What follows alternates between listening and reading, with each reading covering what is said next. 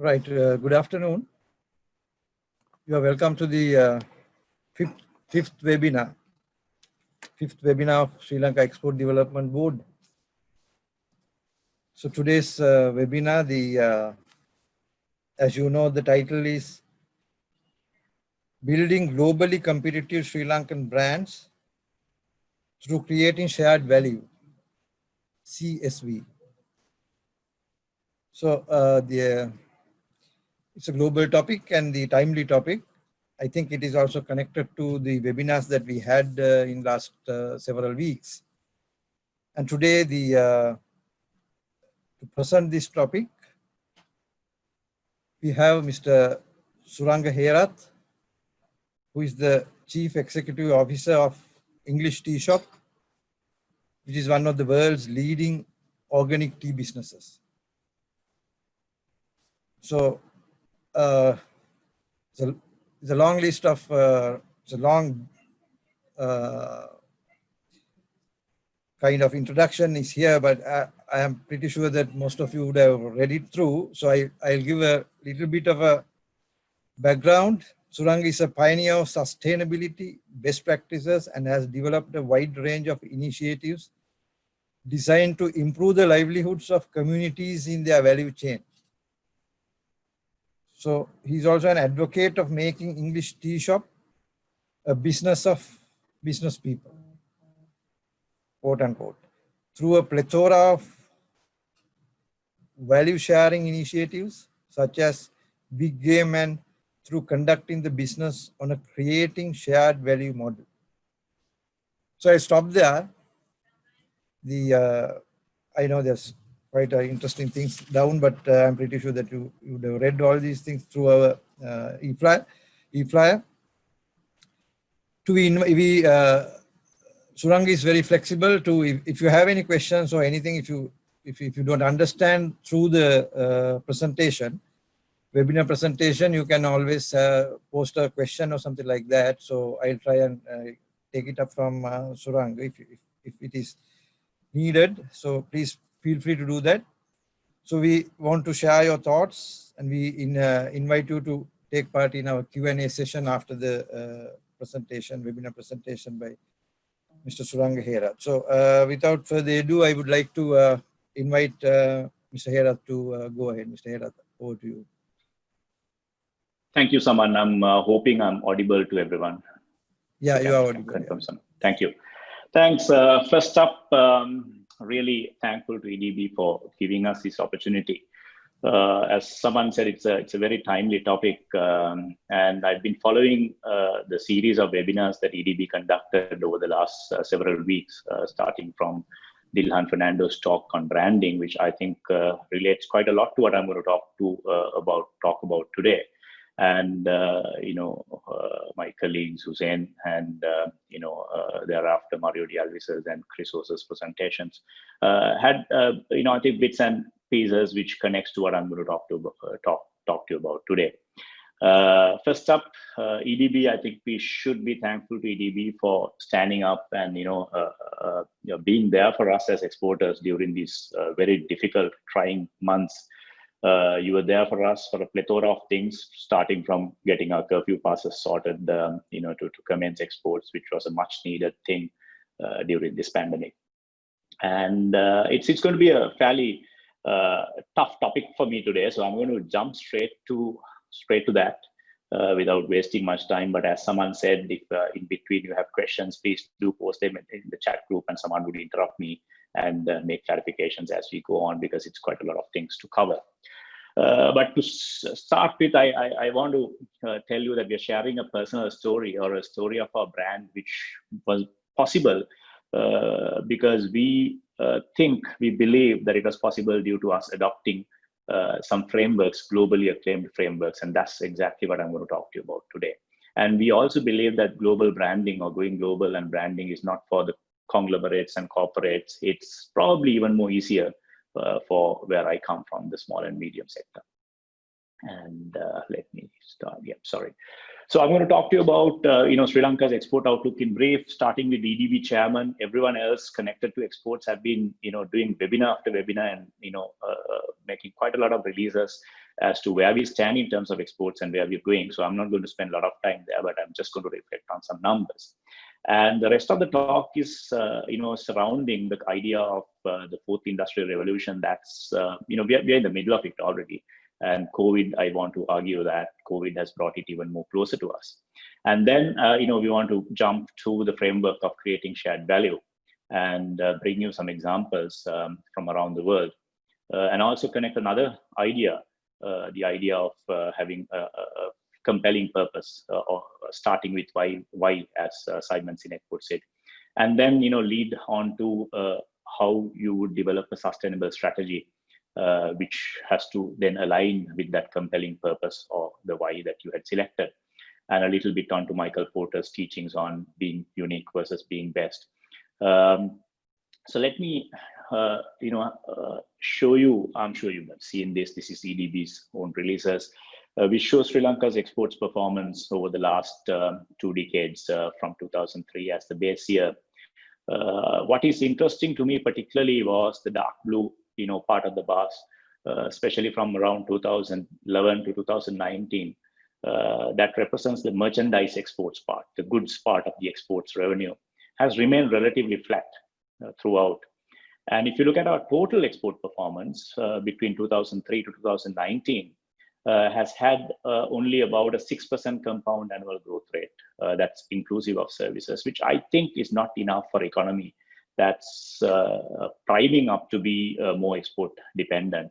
And it becomes even more glaringly clearer when you go into the breakup of merchandise, is that, if you look at apparel, which is our top foreign exchange earner, has remained relatively flat, but grown at around 3% compound annual growth rate over the last 4 years, from 2015 to 2019. Tea, the industry I represent, is a little bit of a, sorrier story with only 0.3% CAGR. And the total merchandise exports, as I said before, hasn't grown that much. A promising development in terms of services, ICT, and the back office operations side of it, which is a good, which shows a good future for us. We've grown to about $1 billion by 2019, and again the CAGR is around 5% there also in those 4 years. And if you look at the total of goods and services exports, we've reached about $15 billion by 2019. Again, if you look at those 4 years, it's about a 3% CAGR, which is far below a lot of developing nations. And also, I think the split between merchandise and services is also a question of whether, because there is obviously some promise, on a whole heap of areas, vegetables to fruits to, various other things that we've been, developing over the years. But the message I'm going to talk to you about today surrounds as to how we have predominantly being a commodity exporter and not found that means to differentiate ourselves, and where most of our businesses in these categories are targeting a similar target market or target group through similar strategies. So that's one that's the big message that I want to give out of all of this. But I was quite interested to see that the survey done by EDB shows a new wellness tourism domain cropping up, and if they relate to the concept that I'm talking of today, I think that shows a fairly solid platform to build on. But there is a whole heap more, obviously. And I want to then jump to the concept of industrial revolutions as to and how that relates to what we're going to talk to you about today. So as you know, the first industrial revolution was all about using water and steam power to mechanize production. The second one was using electricity for mass production. And the third one is more electronics and digital technology driven to automate production, if you look at it from a production evolution perspective.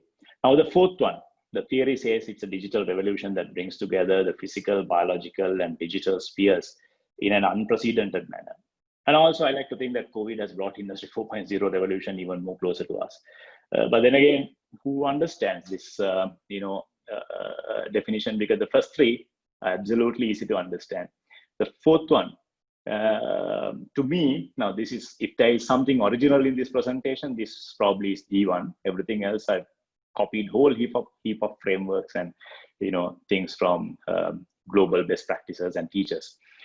So the way I understood Industry 4.0 is that we don't know what we don't know. Yeah, that kind of a scenario, the unknown unknowns. That's probably the more easier way to relate to Industry 4.0 as far as I'm concerned. So very quickly, what's different with Industry 4.0? It disrupts livelihood and businesses in almost every sphere of life and geography. And it's moving at an exponential pace than the linear progression of the previous revolutions that we encountered. And the breadth of change, it affects everything. It affects production, management, governance, and everything you can think of. So that's why it makes it an unknown unknowns. And you already know the breakthroughs in fields, like artificial intelligence, robotics, in IoTs and autonomous vehicles, 3D printing, and a whole heap more is affecting our livelihood, our businesses, and our jobs in every way possible. But there is something to take comfort of, because these things, which again is a little bit original that I developed, obviously after researching through a lot of work that has been done by, global practitioners of this subject, is that single company innovation is gone. That's what I like to believe. I think innovation hereafter, or even if you look at the last 10 years, the most successful businesses have relied on innovation that has changed entire ecosystems, entire value chains. And also that has also put pressure on the need for a continuous cycle of improvement. Gone is the era where you can rest on your past laurels and one innovation. You need to continue to develop it. And then as we go on in the presentation, you will see why I put this as one of the top reasons or top features of Industry 4.0. And a lot of people in this COVID era also are talking that cash is king, but there is no way that you can make cash is king, or even the traditional method, traditional statement of customer is king, without ensuring that entire ecosystem, entire network of your value chain is growing together. You don't have to. Now, when I did this same talk a couple of years back, it was a hard task to convince people as to why you need to protect ecosystems. But today, I don't think I even have to make a point there, because the point is already taken and point is already clear. You've got to make sure that your entire ecosystem is growing. And Industry 4.0, technology, biological, physical, whatever said and done, it all boils down to lifestyle. Anything that makes lifestyle solutions easier and useful, meaningful, you're talking. And there is something that is a great satisfaction for us is people are looking for great provenance, great legacy, great story, very, very, strong passion to understand where and how and why, things have come about. And that is really good for authentic brands. And stemming from that is a demand for authenticity, transparency, and ethicality. More than ever before in this world, customers, consumers, trade are demanding authentic products with transparent value chains and a lot of ethicality built around how you treat your people, the society at large, and the environment. Technology and people, you got to marry them together to deliver value to everyone in the value chain. It's no longer about your business, your shareholder, your stakeholder, or your employee. It's about delivering value to the entire value chain.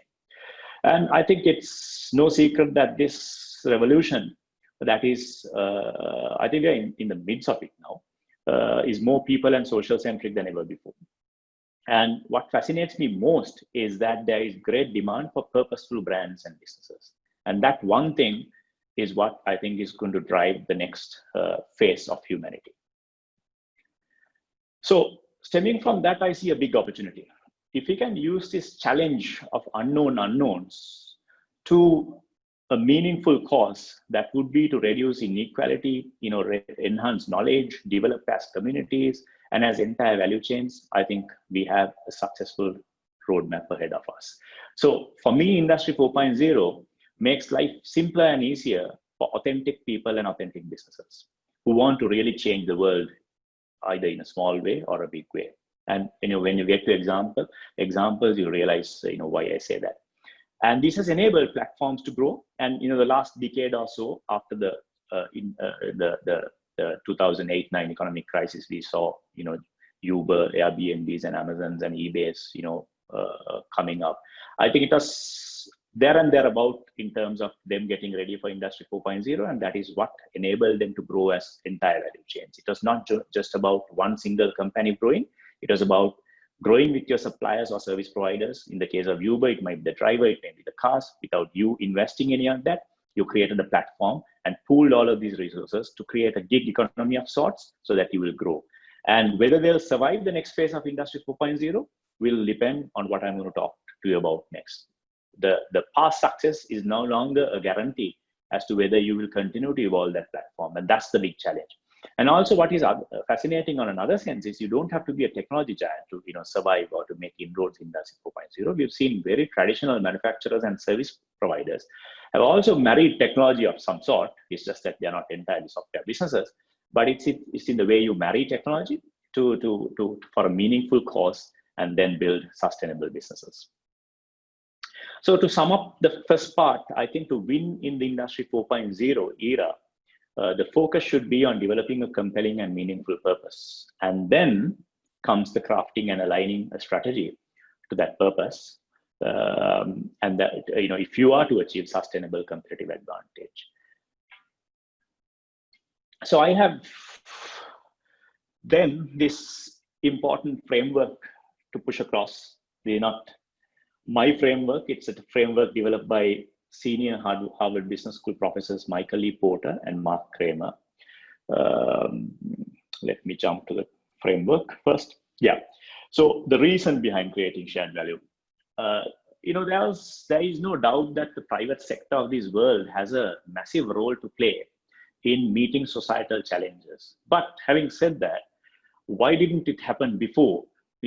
And why didn't it happen, or why hasn't it happened successfully up to now? Because the role of business in society was always, I think the society was skeptical about business. And the business, there was always a gap. People didn't really believe that businesses set out with a meaningful purpose to end income inequality or to, solve challenges. So there was always that disbelief that the private sector was not authentic and true in their quest to meet these demands. But Michael Porter and Mark Kramer argues that this is the chance. They came out with this theory in 2011 after doing a series of projects with a couple of global giants to build evidence for that. They came up with this in 2011 and said there is no better time for the private sector to step up and solve the world's problems. There are other agencies doing that. Governments and NGOs, we believe, can only play a limited role due to lack of resources and even focus. Corporate philanthropy and CSR have become bigger, and even during the COVID times that we experienced the last 3 months or so, we saw corporates stepping up and doing a massive role in helping the governments and helping the frontline workers with a lot of investments. They didn't do that just to feel good. They did it for a purpose. They did it for a very meaningful cause. But the problem is that alone is not going to solve the larger problems of the world. And this is where creating shared value is not a competitor or not a challenge to corporate philanthropy or a CSR effort, but more so these can coexist and also grow together. But creating shared value is all about putting these social causes in a meaningful framework to develop an evolving business model that takes societal challenges as the core of their existence and solve them as they go on. So what Michael Porter and Mark Kramer spoke about was a whole heap of things that you can use as businesses, to bring it to the core. So whereas CSR, for example, would mean a company, using part of their revenue, a company using part of their profits to do something good, meaningful. CSV is more about bringing that problem to the core of the business. And to the core, to the extent that the mere existence of that business would be, that purpose, solving that problem will be the sheer existence of that business. So you will be thinking about environmental problems, energy problems, worker skills or safety related problems, health challenges, housing challenges, community development challenges, a whole heap of global issues as the sheer purpose of your existence. As we go on, these things will become more clear, I hope. And Michael Porter and Mark Kramer talks about 3 ways in which you can create shared value. Now, this may look very technical, but I'll bring in practical examples so that, hopefully these things will become clearer. But for the sake of understanding the original theory of creating shared value, Michael Porter and Mark Kramer says, if you can find win-win relationships in 3 clusters of your business and make them the core of your business, you have a winning formula. So the 3 clusters, as they put it, on one hand, the market front was about how you would reconceive products and markets so that you would open new markets by serving unmet needs in especially underserved communities to build a totally new business and stay with that. And there are a lot of examples for that. So you basically design a business. Your business's purpose or existence or the design is solely to solve a underserved need of relatively challenged markets. You're solving a social problem through business. Or the second cluster is redefining productivity in your own value chain. So while you find an opportunity to reconceive products and markets, that only becomes possible if you redefine productivity to become more competitive. So conventional theory says operational effectiveness and becoming more productive is the way to be more competitive. But this theory says your core is solving societal problems.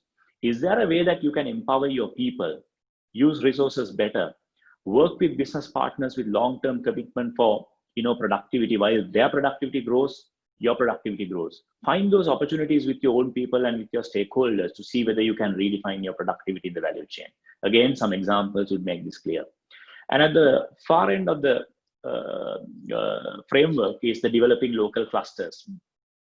Is there a way that you could work with your suppliers or your farming suppliers or your manufacturing suppliers with a long-term commitment to sustainability across a plethora of things where you would make business better for them and whether that could connect to your competitiveness? Again, examples would make this more clearer, but the idea is, are you able to invest in the productivity, innovation, and growth of your supplier so that that results in more competitiveness to yourself? This sounds very simple, but I think it becomes even more simpler when you talk of examples. So I've selected some of them. We will not go into a lot of detail, but I'll try to rush through with the available time. So Vision Spring, the little girl with a glass, was an idea by formerly philanthropic, couple of people who got together, 2 people, and developed a business called Vision Spring, where they changed centuries-old idea of people who have vision impairment would generally go to an optometrist to get their eyes checked and get a pair of glasses. They found out that there is 2.5 billion people on this earth who's suffering from vision impairment, and that has a huge economic impact in addition to social impact. Children who can't learn, drivers who can't drive, and a whole heap of more people who are suffering because of this. So what are the market opportunity? What are the problem is that these people can't afford to go to an optometrist to buy a pair of lens. When I read this case study, I also saw there were a couple of countries in the world who has no single eye clinic in the entire country. So that is how bad the opportunity was or the problem was. So these guys decided to launch a business, and their business, the value proposition was, we will target people who earn less than $5 a day. Now relate to this, like $5 a day.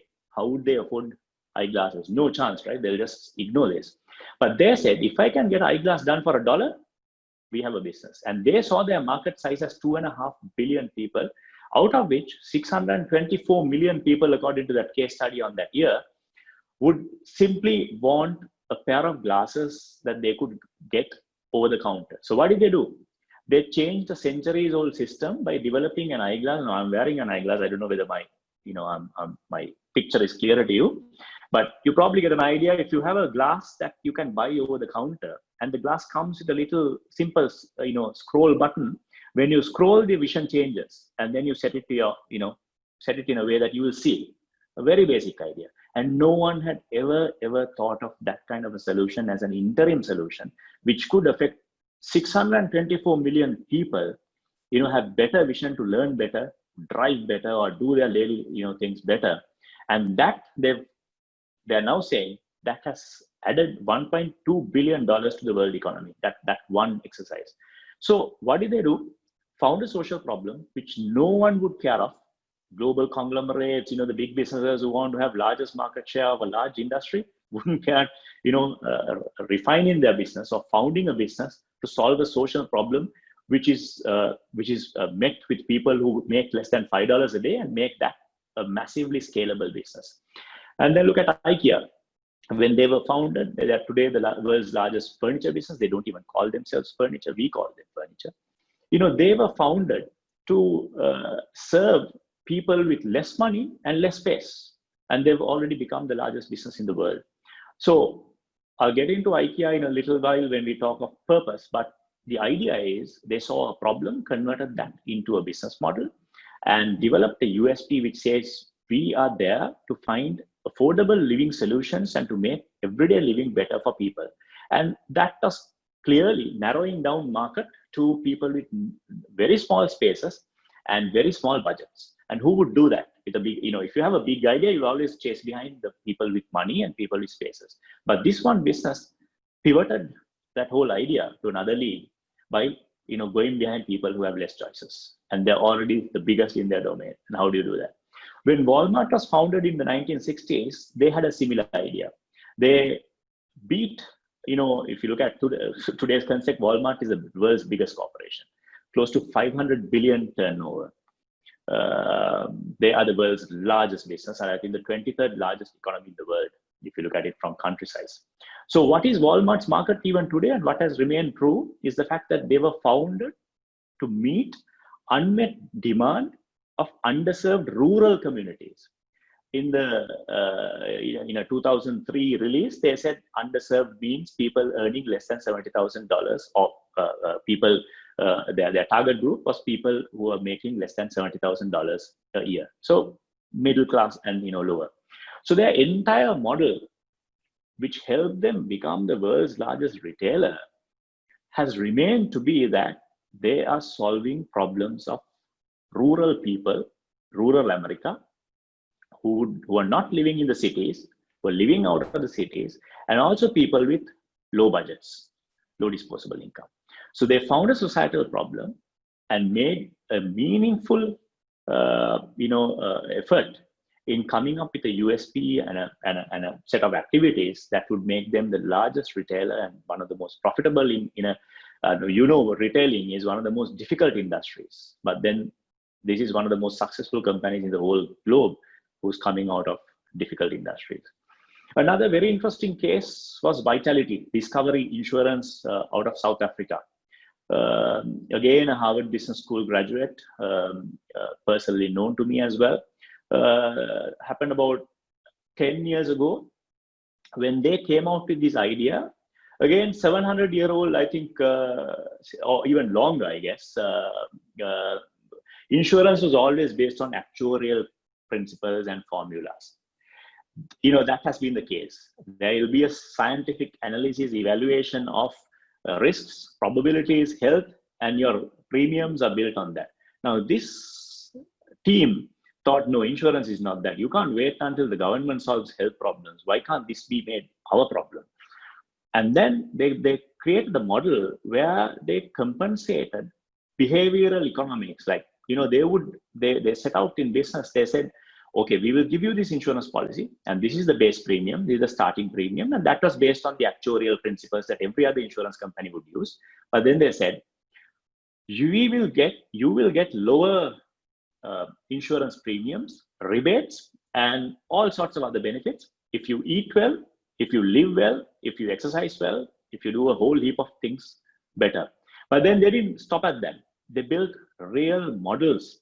Now, for example, they would compensate people, reimburse people who would eat more vegetables and fruits in their diet. They went to that extent. So they established connections with the marketplaces and gave their people membership cards to use so that their purchases were tracked and a certain portion of their expenses on fresh vegetables and fruits were compensated. They would give people free membership, but on the condition that they will be tracked and you have to go to a gym at least 2 times a week. And a lot more. They gave, one of the first companies to go out and say to their, large pool of customers in South Africa, we'll give you iWatches free of charge. And then, what is this, $300, $400 iWatch free? whereas your premium is far less than that. But they took the risk. They understood that if people really followed the advices they gave in living a healthier living, not only would these people have longer life expectancy and lower health costs, it would also mean low claims and more profitability to their own business. So see how this societal problem was twisted to a business opportunity, and now they're a global giant and growing further. The guy in the middle bottom, Richie Liu, for some odd reason, I've always found Harvard graduates. Richie Liu was the founder of Sundial Brands. Another classic case, amazing case of a person who was born in Liberia and was caught in the civil unrest between, Sierra Leone and Liberia, and went to US to study on a scholarship that he received, and founded a business based on a very simple idea he had. His idea was, there were a lot of African Americans living in the US. Now, that's a hot topic already, but this is going back 20 years in time, where he thought people with darker skin, higher melanin, had special needs, skin needs and hair needs, and there was no solution. So this guy had obviously the African background. So he founded that shea butter was a useful, contributor in helping skincare and hair care for this small market of African Americans. When I say small, because there was no industry, there was no market. He has to create one. So this guy started putting products out and selling them on tabletops in Harlem Street to 125th Street and 5th Avenue in the US for 16 years before he got retail space. And that's probably one of the longest battles I've heard of a successful journey, as to how he struggled to really take his product from the tabletop to a retailer, because that time, so he went on record, and it's recorded in his interviews when he said that the only discrimination legalized in America is skin color or skin care. But right now, I think if I put that question across, there'll be a lot of other things that people would say are legalized for discrimination. So he saw that as a challenge. He went behind retailer to retailer, but no one would change the fact that the skin solutions for the dark skin were in deep down in the store, aisle bottoms, and there weren't even products. So this guy understood the need for this particular community and developed a business which later got acquired by Unilever in 2017 for an undisclosed amount, which is billions of dollars, came out of solving a social problem. Southwest is another example that we always use. Again, was born out of a social unmet need, an underserved need, where they didn't want to look at the legacy airlines and compete with airlines when they started. They founded their business course was really beating the bus and the car through convenience, no frills, simple flying, because they thought flying is ridiculously expensive, and there is a whole heap of market, a big market. People who are using buses and cars and spending 5-6 hours to go from one end of the city to the other end in large states. They said, let's build an airline and build an activity system that will support this community. And then today, you will not be surprised if I say, even amidst COVID, they're one of the strongest. They have lost 18% of revenue in a market where people have seen over 50% revenue loss. They've lost 26% of share value when I last checked, where the industry has lost over 47%. And they have the strongest balance sheet in the airline industry across the world. And they have remained, now this is the most fascinating thing, despite any global pandemic or global crises, oil crises, the 2008 crisis, they have had 46 years of consistent profitability. If you ask someone to start a business today, airlines would be the last thing people would think of. Southwest is the only exception, an exception for a reason, because they were found for a societal need, and they built an activity system that supported to meet that requirement. We also love to think where English Tea Shop comes to the picture, but I don't have the time to go into a lot of detail, but I love to believe that our success during the last 10 years since launching the business was largely due to adopting a creating shared value framework. We had a fairly large value-added exports business, which we killed in 2010 to find English Tea Shop. So it was a sacrifice. Our moment of reconceiving the product was not really a market demand or unserved requirement. It was more the fact that we saw that 150-year-old tea industry had one big problem. We were working off a commonly shared platform, which made it difficult for us to build brands and be unique.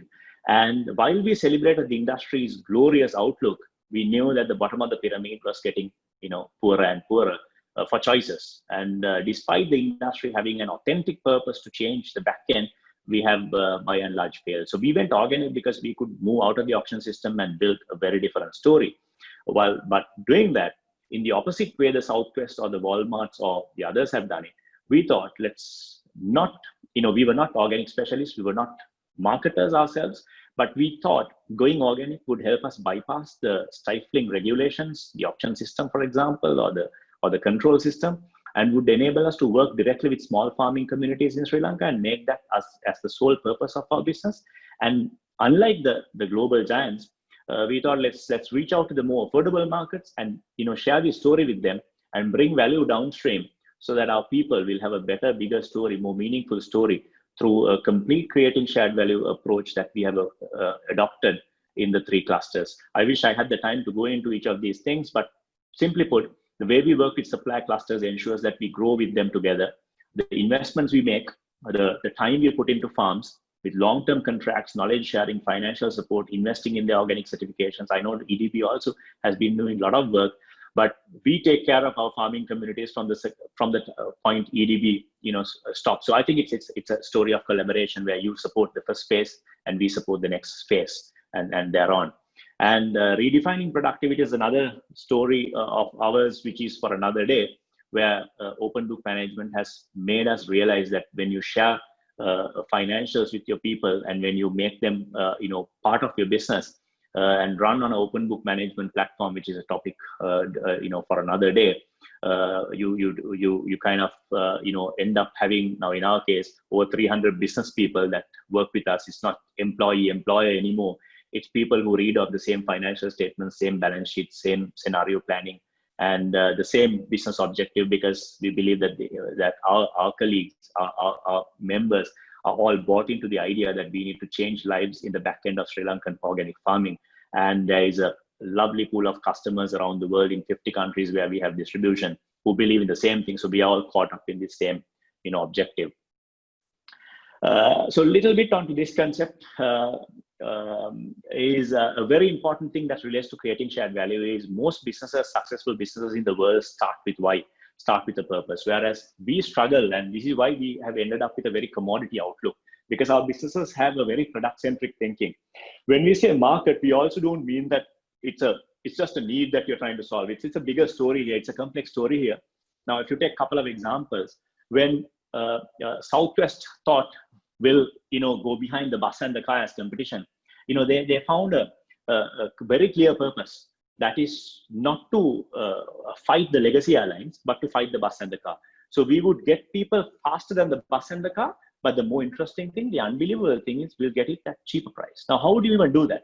So that is when Michael Porter's strategy teachings might come into play. I hope I can get to that in 5 minutes, because if I spend time here, I might lose that opportunity. So what I want to say here is, if you want to refer further, refer to Simon Sinek, who's been a global preacher of his concept of start with why. And some of these ideas are his original ideas. I think this is a topic that is worth finding when you want to envision your business or repurpose your business. This book by Simon Sinek will be very helpful. So I'll jump on to the last bit of my presentation, which is on the strategy side of things. So if you got a purpose, and if you're starting with that purpose, like Southwest did, or Walmart did, or in our own little way English tea shop did, the next biggest problem or the bigger challenge is how do you come out with a strategy for that? So Michael Porter says there are 2 ways in which you can design your strategy. You can design once you have your purpose, you can decide to be the best in the league, or you can decide to be unique. And he advises that it is better to be unique, because if you are being the best, you're building a model that can be easily imitated. And you will end up in a zero-sum competition where no one can win, because the price war is the only thing you're left with. And I think that reflects on Sri Lanka's exports outlook to a large extent, where we are not predominantly known to have built businesses which are different from each other. which are unique from each other, which are targeting different target groups through different means. I think we're known for battling it out in a very commodity complexion, and even our little value addition we do is not properly interpreted. That's another subject. If there are questions, I would love to take them on that subject. But being unique will make sure that you are no longer in a competitive convergence, as Michael Porter puts it. You're no longer really working on TQMs and other technologies or other frameworks to make you better cost. You will be focusing on competing by innovation. And there'll be a positive sum competition where the industry will get together and build different capabilities, but there'll be a collaboration ability to make the industry better while you perform different things based on the same industry. And you'll be targeting different target groups, and you'll be making sustainable profits, and you will grow your business through that. So strategy has two parts. One is you got a value proposition. The other end is you got a competitive advantage. So this is again a very theoretically complex thing, but Michael Porter makes it as simple as it can be. So I would encourage you to study this further, but I'm going to touch upon it, and then invite you to study on it further, because this is fundamental before you adopt creating shared value. So your value proposition is basically what customers, which needs of theirs you're proposing to meet at what relative price. I can name 100 odd businesses in Sri Lanka who will say, who will not be able to, who will say, their customers and needs and relative prices, but you would be targeting all of these facets. So a single business would go behind premium business, parity business, and discount business. A single business would use the same, say for example in tea, they'll do an entire gamut of tea. They'll have entire gamut of features, and they'll add all the features you can think of. And then what customers? Anyone who walks into your shop. So you're like anything to anyone or everything to everyone. This is where Michael Porter, differs in his teachings on strategy, where he says you got to be if a single business unit will have to make one choice on customer, one choice on need, and one choice of relative pricing. And if you do that, it is easier for you to do the other end of strategy, which is the competitive advantage. Competitive advantage, though, might mean different things to different people. It simply is the way you arrange activities. The way you arrange activities to give you an edge over others. So when you know your value proposition, which customers, which needs, and what relative price, how do you make a choice between activities? And these activities have to be cleverly linked together so that they reinforce, and over time, you become like a Southwest who's unbeatable because of the way they've structured the activities. And this is the trust of the matter, because if you focus on this, I think my job is done of convincing you the importance of activity systems. So you have a compelling purpose. Southwest came up with one. You have a compelling value proposition. They know their customer, they know their need, and they know their pricing level. Cheaper than the bus and the car, to be frank. So what do? They selected in the 1970s, early 1970s, when they founded Southwest Airlines. They knew that they could run this airline in many different ways, but they were very, very specific. If you look at this one slide tells you the entire story of Southwest. Now, if you ask a typical business like our business or before English tea shop, I wouldn't be able to build my activity system onto a single sheet. I will need 25 odd sheets to tell you what I do, right? Now, the difference between a great strategy and a not so great strategy, or a great business who's leading to competitive advantage and a not so great one, is that you can say in simple terms as to what you do. Everything else is what you don't do. So Southwest decided, if we are to beat the bus and the car in simple terms, we got to get rid of frills like meals, and you're not going to have connections with other airlines. It will be point to point, and then we will only select one airline, and that was not a rational scientific decision at that time. They just got a good offer from Boeing for aircraft that got cancelled by another legacy airline, so they got it for like half the price. They bought it, and then this activity system logic came into play. They said, okay, why not we use this standard fleet going ahead? We fit it out the same way. We use the same pilots. We're going to be experts in the same system. Our boarding systems, our loading systems, everything will be standardized on this one system. And you would find it hard to believe the last 50 odd years, they've stuck with the same Boeing 737 aircraft. To date, they don't have any other aircraft because they believe in simplicity and standardization, which gives them the cost benefit and also predictability in all, things that they promise. Who did they reach out to when they want to beat the bus and the car?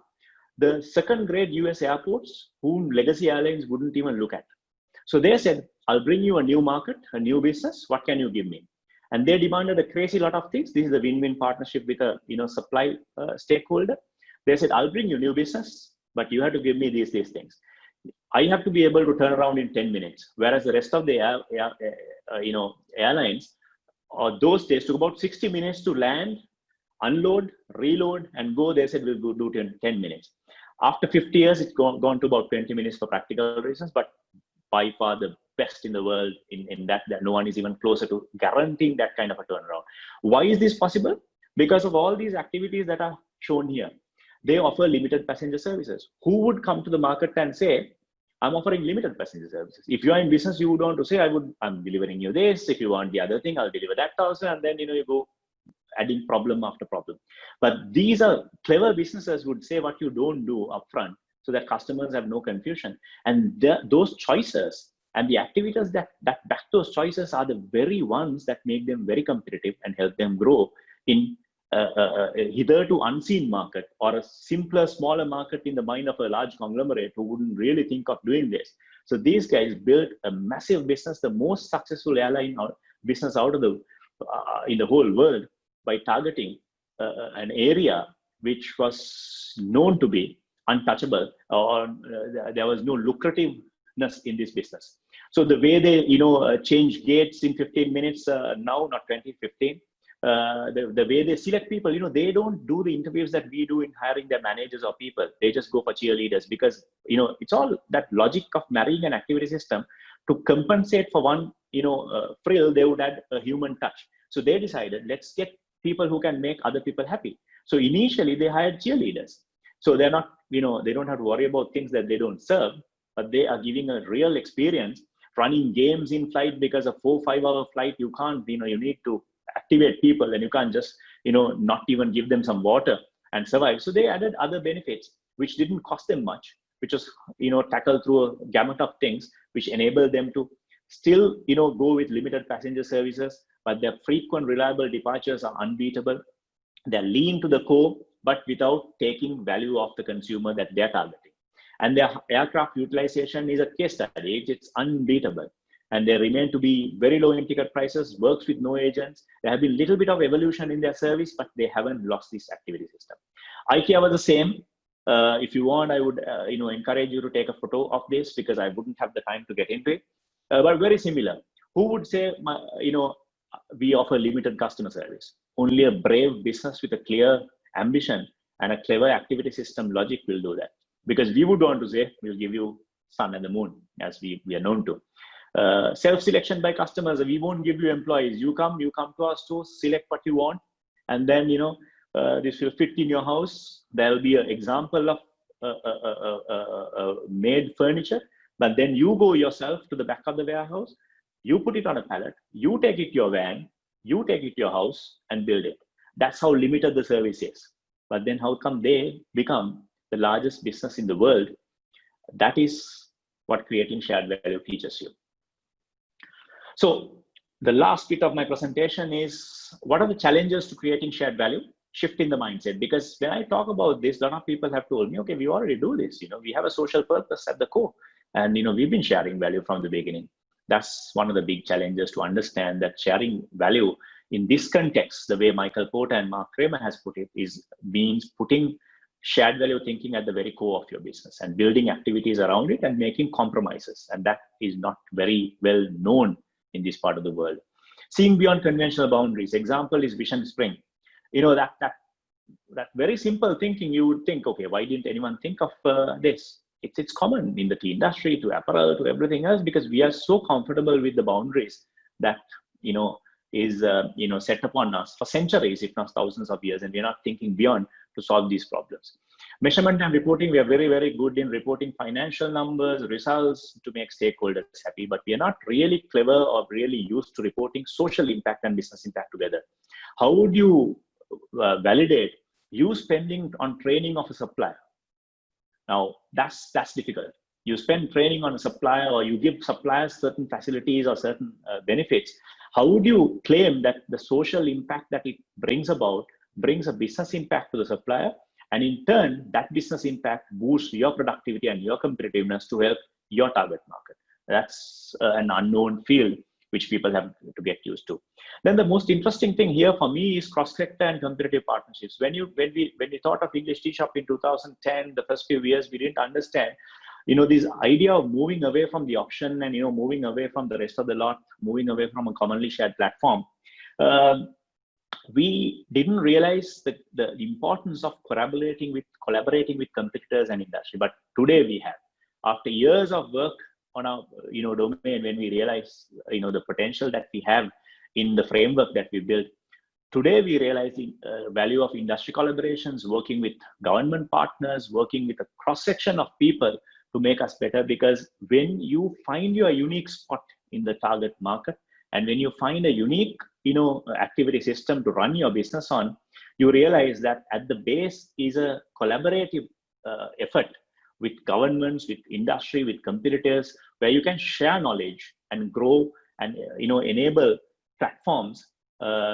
Coming back to that Industry 4.0 logic, where you got to be working with a cross section of people across these fields if you are to build sustainable businesses. So in summary, shared value is you create business impact that creates social impact. But if you go back to Industry 4.0 learning, we spoke about innovation, collective innovation. Now this works in that Industry 4.0 frame, because the company and the suppliers will innovate together to enhance the scope and impact created in your business, so that your business will keep growing only if you innovate collaboratively. The last point in closing, before we get to Q&A, is all profit is not equal. This is directly from Michael Porter's teaching, where he argues that if you are making profit at the expense of society and environment, it is self-defeating, and the only way to make your business sustainable is from bringing the social well-being factor to the middle of your business, to the core of your business, and ensure that your business success relates to the society's success, and find that formula between value proposition and competitive advantage, activity system, so that you build it in a way that you grow together. With that, I end my presentation, and hopefully there'll be questions to take. Thank you. Thank you. Thank you, Mr. Suranga Herath. I think it is, you are trying to do a kind of, you're trying to put everything into 45 minutes. I know it's a real challenge, so, but I think you have done a good job for the participants. So there are a few questions came our way. So just before I go to those questions, I would like to pick some points from you, in the sense that it's very interesting to understand is the fourth industrial revolution. It is societal centric.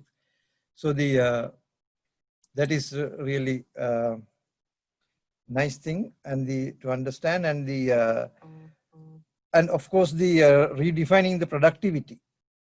It is really a revolutionary idea kind of thing. And then also you are talking about the no focus.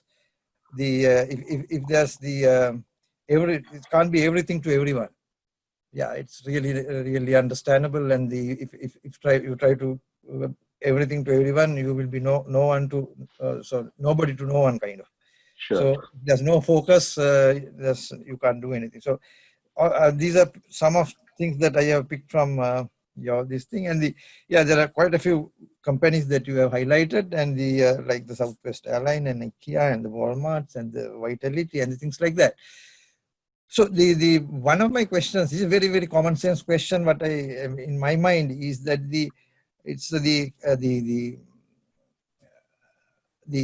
can whole businesses be on societal issues? Because when you say that, okay, societal issues are there, and you have given some examples. So now we come across in EDB that certain businesses, they want to diversify. They want to say, some people are coming, okay, look, I want to invest in some export business, so tell us where the best profit is coming, or where the best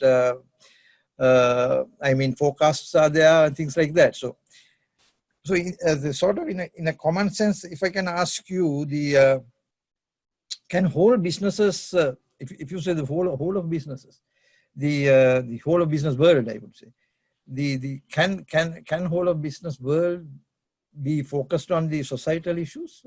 Are you arguing in that manner, or how do you tackle that? The simple answer is yes, But if you ask me to explain it, then that makes it a little bit more complex. But I've been a believer that businesses can be built solely around social purposes. But it's management thinking, right? It's like a gamut of things that you got to put together. Now, while I was coming to office today, I got a call from a spice exporter who has seen this webinar, flyer, and asked me a few questions and said, what's the opportunity that I have? I said, one thing is listen to the webinar. I'll try to answer some of them. And I spoke about what EDB has been doing as well. And I encouraged him to, reach out to you. So this is a very challenging question. When a person asks you as to what opportunity exists for a product or a service, that's the difference between what I was trying to say and the way people generally put the question across. Because if you go back to that frame of understanding an unserved or underserved need, right? You start with the market. Generally, you would just generally start with the market and try to link your manufacturing capability or a product or a service capability in a branded fashion to that opportunity. Now, if you don't see a problem now, let's say, I'll answer it in a simpler way. Now, if you're not solving someone's problem, how are you going to compete? You're going to beat the best and be the best, as Michael Porter puts it. How do you be the best? You become the lowest cost. You add features. And these features are going to make things complex because it's not going to ring together like in a cleverly put out activity system. So my simple answer to that is, if you're not finding a social purpose to kill, a social purpose to end, you will never be able to scale a business through a brand. Simple as that. Okay. I think we have to think a little bit on those ideas. Definitely, it is not. It's very simple to understand, but still, that it's. It is not simple to understand. Yeah. But the more you dwell on this, you will see that there is a lot of logic in this statement. Yeah. So the coming from that question, I also would like to ask you now. I mean, in traditional business, wherever you talk about the profit maximizations and the kind of the competitiveness and all these things, because the the comparative advantages we were talking about for all these years when it comes to traditional export development, we are used to these ideas like the competitive advantage and comparative advantages and all these. Now, when it comes to the bottom line of a business and when it comes to the global competitiveness, that we are taught to kind of understanding that concept, like with the what do you say, the whole world is competitive, so you have to be really competitive in order to capture a market. So now I think these are fair trade kind of things, like these are coming the shared value businesses. So in a sense that these products are when it is in the shelf, it is really expensive than the others, but still that you have the story behind that and kind of. So when it comes to a small and medium sector or the new entrants to the export sector, because I'm mostly focused on those things because mostly our audiences are on the small and medium sector and the exporters who are coming into the export field. So would you advise to these entrants or the small and medium exporters, they are maybe competing with the giants, like, I don't know, maybe the trade, maybe the Walmart, so whoever. So still, is there a possibility for these guys or these exporters to take these concepts and try to build upon those things? Is it really practically, is it okay with your personal experience and things like that? Would you like to share? That's a brilliant question, Saman, because people put this question in different ways, but I think you kind of put it in a way that I could answer. So one of the things people ask me when I present is you talk about Southwest and Walmart and Vitality and Mission Spring and IKEA. These are large corporations. Why I use large corporations as example is simply because there's a lot of data around it. There's a lot of validation around their stories. The numbers are out there. But there are a lot of small and medium companies who've done this, but it's just that you can't find enough data to validate. And when you make a presentation, you need to be able to open people's minds to go and search right after the presentation. I want people to read Southwest case study or the Walmart case study. And, you understand a plethora of things. But look at us, the why I put English tea shop slide right next to it was planned because I knew this question would come. Because if a small, young business with no expertise in organic built a fairly substantial organic business in less than 10 years, that should give the confidence to people that Sri Lankans are capable. When we set out branding in 2010, Dilma was perhaps one of the only examples we could think of. We saw brands, but they were names. But it was really difficult to understand the activity systems or the value propositions. But Dilma was there and thereabout, and they continued to grow with that brand ever since. So they seem to have done a lot of things cleverly. So still for all, 2020, I look back and how many names that can you point out as brands? ICT sector is coming up with very meaningful brands, and I hope that continues. I think if English Tea Shop could turn out from a successful, profitable value addition business, which I think EDB probably would have also been knowing us pre-English Tea Shop, who you'd have known that we were a substantial exporter. We made good profits, we were sustainable, but we killed it almost overnight through a decision. We're going to go build a brand. And who are our competitors? Some of the, now this is where it goes wrong, because if you define competition the wrong way using industry, you make a product to product comparison. So in our competition, we didn't take Dilma as a competition. If you look at it that way, we are hugely respectful of Dilma. But if we were trying to beat Dilma in their game, I think it would have been a very, very hard, tall task, especially for a young business with no resources, lack of resources. So we knew what we could really, do, and we knew what we couldn't do. So to cut a long story short, we had a business built by then, which helped. So you had a structure, but you killed the top line. You said, okay, we're going to get rid of this turnover in 2 years, and we're going to start something from scratch. Now, when we thought of competition, we didn't think of tea. We thought of what the modern consumer, especially the health conscious consumer, we call them the emotive consumer. People who think about their health, the world's health, the planet's health, and also small segment of this. Now, the difference between us and Walmart or Southwest is when they set out to business, they wanted to be big. They saw the big number. English Tea Shop didn't want to be the world's biggest tea business. We wanted to be the most unique business model in the world in changing the back end. So our problem was not really in the market, our problem was in the back end. We were trying to solve a problem in the tea industry or the organic agriculture sector in Sri Lanka, not even organic, the agriculture sector in Sri Lanka. And we thought, what would make us stand out from the rest in a competitive, healthy food, healthy drinks environment? What are consumers looking for? So we said, here is a great platform. Sri Lankan tea industry is celebrated for many things, but we are moving out of it.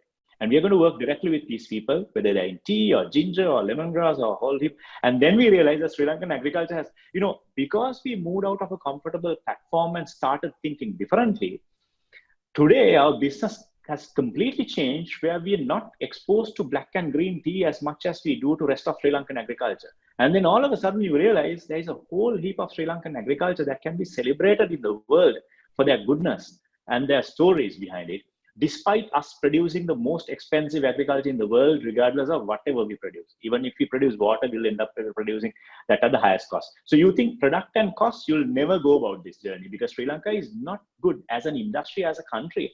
We're not going to beat the giants. Our goodness premium is not going to, supersede or beat the cost premium. So we understood those challenges. We thought, okay, why not you go and, beat some of the other guys who are commanding premiums in the market through other things. Now, if you look at our product range, you'll see a plethora of gifting, occasional gifting. Or, what we like to think is our product range is meeting consumers who care for their lives and other people's lives through a plethora of life moments. So English Tea Shop is the solution for them to celebrate life moments of themselves as well as their loved ones. So we are a gift brand today, a gift brand that gives them the immense satisfaction that this comes out of a great country known for unique, agriculture, and build through an ecosystem that guarantees transparency and ethicality to the core.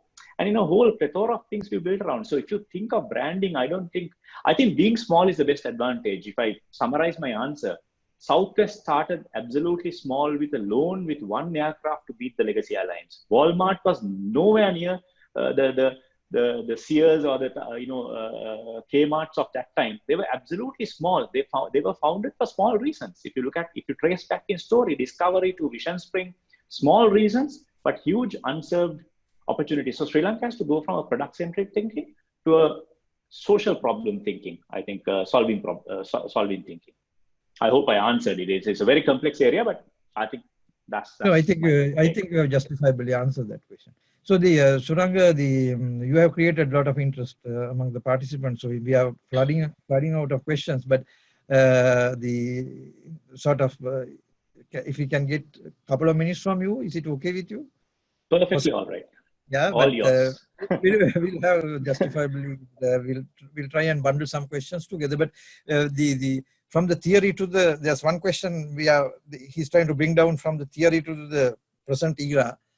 So I'll just read out the question for you. This is from Samantha Vijay Sekara. He's asking, being a long battle to bring your brand, how would you see some of the companies try to adjust the resources for short-term demands?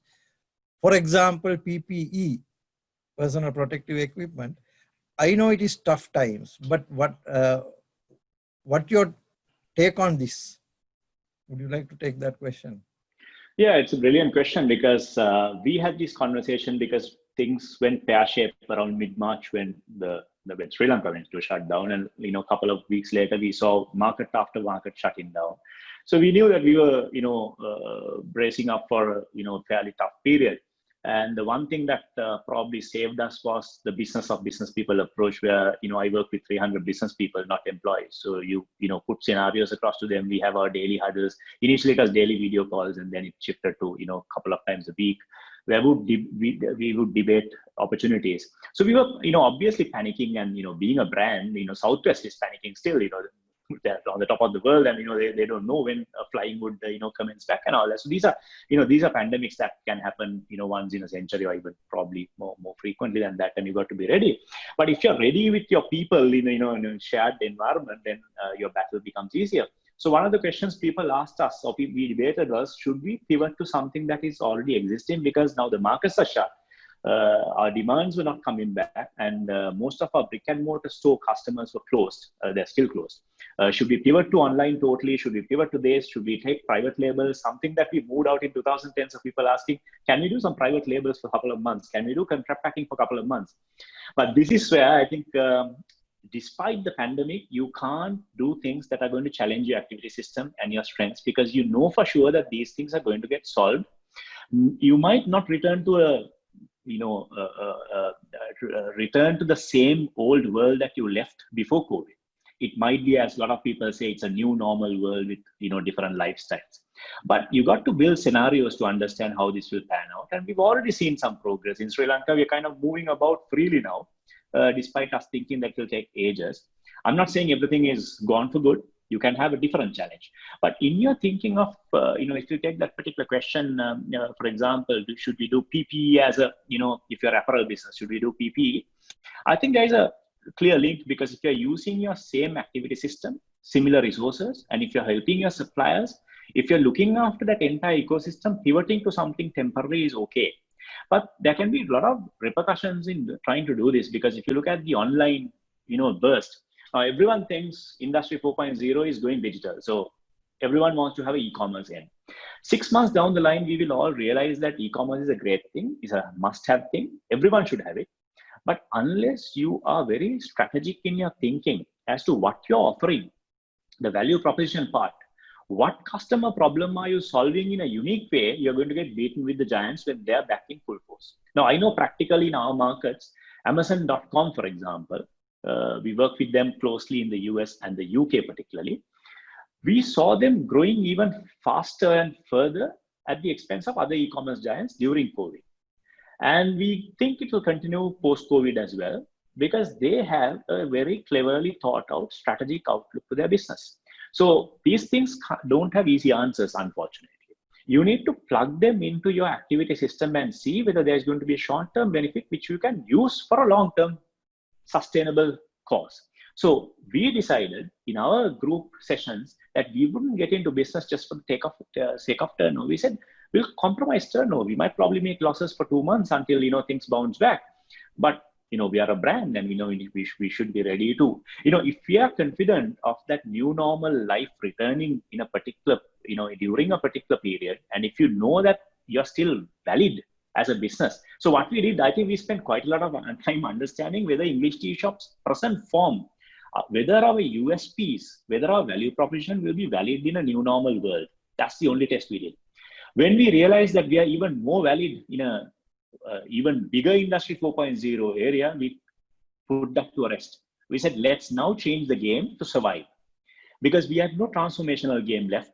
We've already transformed. We've done this already. We were confident. The team was confident. We said, let's wait it out, because there are moments where you have to take a step back and wait it out. But there are moments where you got to rapidly change, because if you're not PPE or whatever, if you're not seeing a future, a validated future for your business post-COVID, start changing now. Start doing temporary things even to learn, because we did that. We packed. By 2010, we had packed over 100 brands to 35 countries in 10 years. And that learning was what made us ready for industry shop. That's important. So learn through private labels, learn through value addition, but make sure that you do things that are consistent, that might probably pivot to a common activity system in the future. Again, a difficult question, someone, but a very useful question.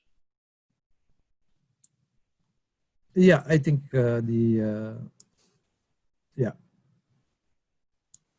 answered it justifiably. And the I'm not, there are a couple of questions on the, is it better to go for triple bottom line reporting? Also, there's one question on the, is the need, target market and relative pricing defined as the unique value proposition? Would you like to take this and do a very brief comment on that? Yeah, I think there was a slide on that question. Again, coming from Michael Porter, that the value proposition for him is the combination of which customer, which need, and what price, the combination of the three. So the customer, the need, and the price is the combination. So what he argues and what we follow is that one business unit should have one strategy and one value proposition. You can't be serving different needs of different customers through different price propositions, if you get what I mean. If you walk into Southwest, there'll be one customer, one price level, and one need. That's about it. You can't handle multiple needs. But then there's another interesting twist to that. Because while one business unit, while you do that, you can keep to that and offer the same target group with the same pricing logic, with the same closer to that need logic through an ecosystem of services. So think of tea. If I'll give my example, before 2010, when we wanted to grow in tea, we were thinking adding countries, adding opportunities, adding brands. So you grow through that. So you, end of the day, you realize, okay, you're hitting different customers with different pricing models, with different needs, all sorts of things. A jumble of brands, 2010. You were winning awards for the jumble of brands, mind you. We haven't won that many awards after we built a brand. Nothing in Sri Lanka, at least. We won award after award pre-2010. Maybe that's because we're not applying either. But that has a bigger story there than that, which probably we can get into later on. So basically, what we saw was we were hitting very different target groups to target different pricing and different needs. But when you build a brand, you build a very strong link with a single target group, which has maybe a similar profile in needs, in problems, in experiences. And what it gives is, you can then, your expansion can happen through need extensions. What are the other needs of the same target group? Can we add that? Walmart, classic example. They were serving the groceries to rural communities with, little money to spare. Today, you ask Walmart what their biggest income earning opportunities are. That same market, through the same rural network of stores, but they are providing them financial services. They're like the bank for that same customer, right? They're providing health. In a classic case, they converted a typical prescription that cost $40 to $4 to their group, right? Because their group is now attached to Walmart in a long-lasting way. So they're adding product after product. So that's your opportunity. This theory doesn't say that you can't go into other needs, but these needs are very similar because they are framed around the same people. So it's an Apple-like ecosystem where they start with a computer. To the same consumer, you give them the mobile communication. To the same guy, you give them the smartwatch or home security system, theater. So you build an ecosystem of brands or products around similar value proposition. But your value proposition has to remain similar because it fits one business unit. Because your activities will all support that similar kind of reinforcement and linkage, which gives you the competitive advantage. I hope I answered that. Yeah. So I assure you, this is last couple of questions. So what role the government as enabler and facilitator should play creating ecosystem to foster innovations by private sector and entrepreneurs to develop global business? It's from Mr. Tissa Disanayaka. I think, I also have that in a little bit of my mind as well, because we're trying so many things last years to do this, but not very much tangible success. I think it's quite obvious because that's something I wanted to touch upon, but purposely avoided because I knew you would ask, if not for the audience. Because I think this is the challenge.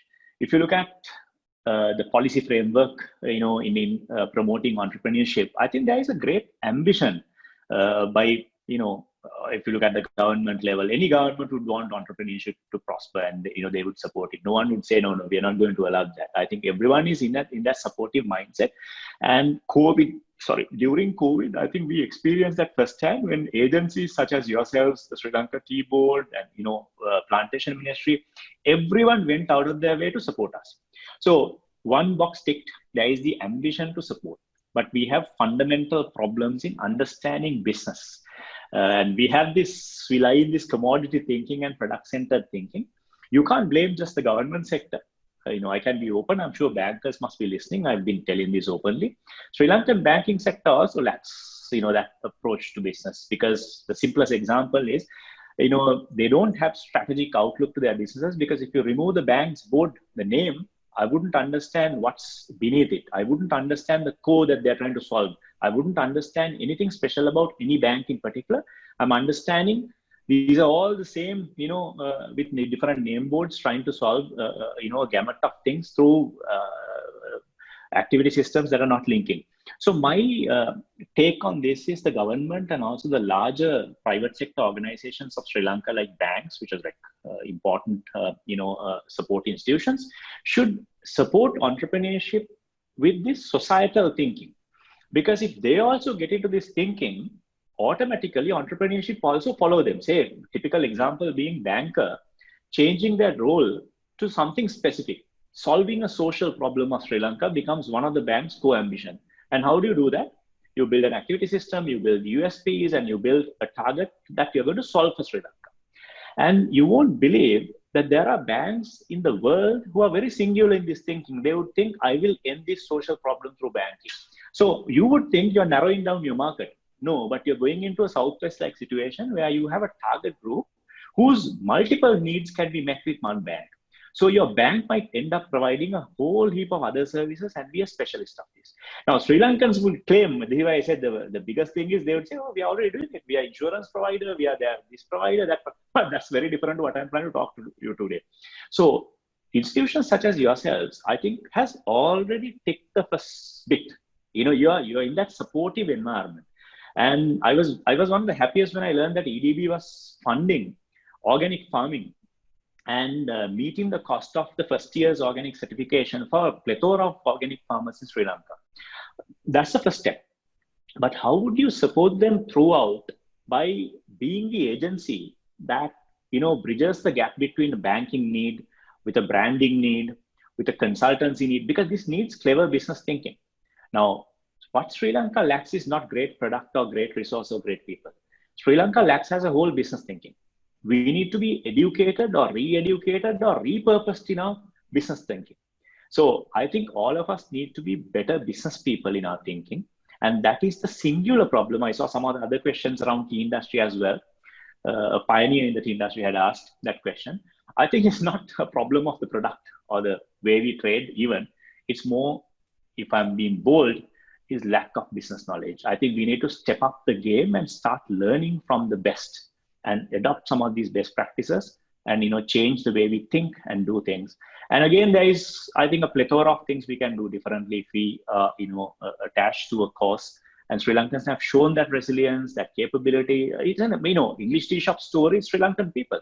And if we can build a global brand and fight it out with Unilever-owned Pakas of this world or Clipper, our biggest competition is with conglomerate-owned brands, and we are taking shelf space out of them because gradually. Because I think Sri Lanka and the whole Sri Lankan story has helped English tea shop in a massive way. So I think we tick most of the boxes except business knowledge. If I don't offend anyone in that when I say that, because we are also new to this game. We are young. We are in the sense the brand is young.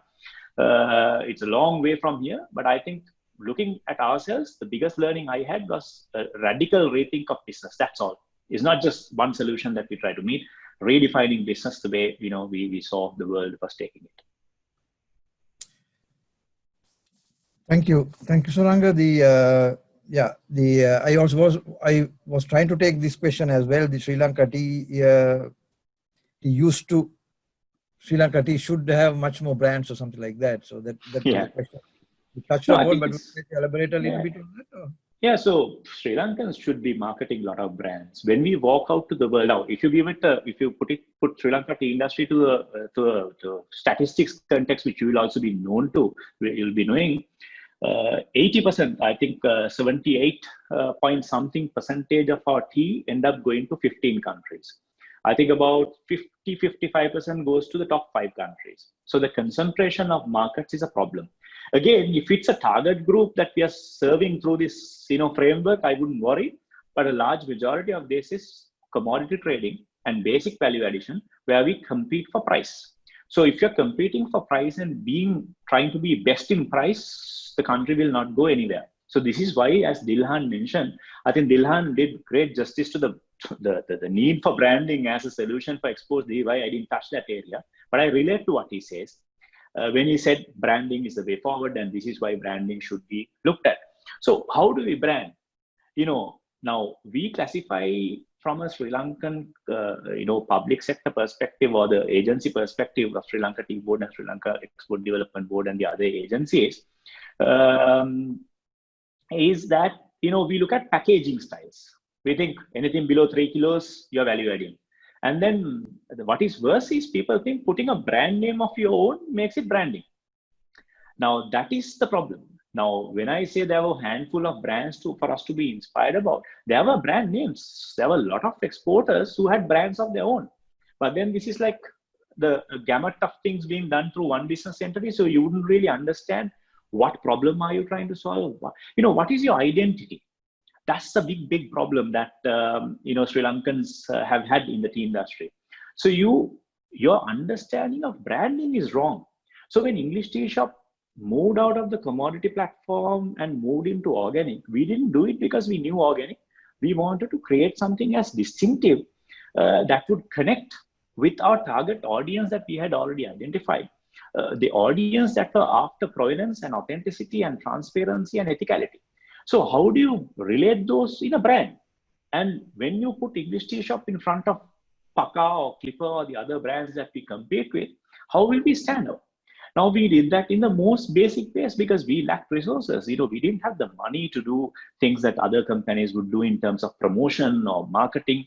Years back, we used to get EDB funding when we went out to, trade fairs, when we were, trying to do other brands before English Tea Shop. But at the time of English Tea Shop, we realized that we shouldn't be really bothered about putting out a lot of money if your story is authentic and if you're really solving a problem at the back end, and if you're doing it smart enough, I think it's a matter of persistence.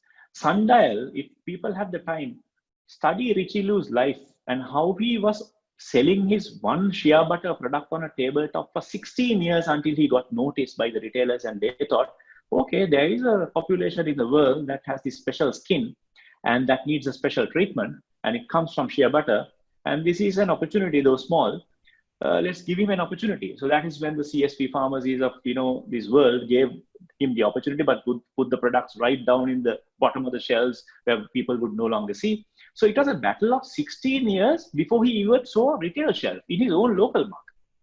So your business proposition has to be attractive. You got to back it to the core and keep doing it for years and years. English tea shops first 5 years was not rosy. We were, my struggle was I couldn't even keep up to the story, and I couldn't even convince my own team for years and years. So it's a persistence. You build it. Your brand name is not clear to people. People would ask me in Sri Lanka, what would English tea shop mean? What the heck? So I said, do you want me to make it Ceylon tea shop and be one amongst 100, or you want that curiosity factor? Why would Steve Jobs name his computer company Apple? What's in a name? So I said, we have a reason, and this is the reason. And then, I don't think anyone believed it until we saw some success later on. So I think it's the sheer belief that you're doing something great, backing it with that, authenticity. As long as you're solving problems across the board for a value chain, I think you're bound to succeed, even if you start small in one country, one target segment, and spread the risk. Because tea industry is a classic example of us getting stuck in few countries for the entire gamut of things, and everyone competing on the same dimensions. Completely opposite of what I was talking about. Everyone working on the same dimensions. It's the same story, same reason of existence, same purpose. And you don't start with why, you start with what, because what is your core?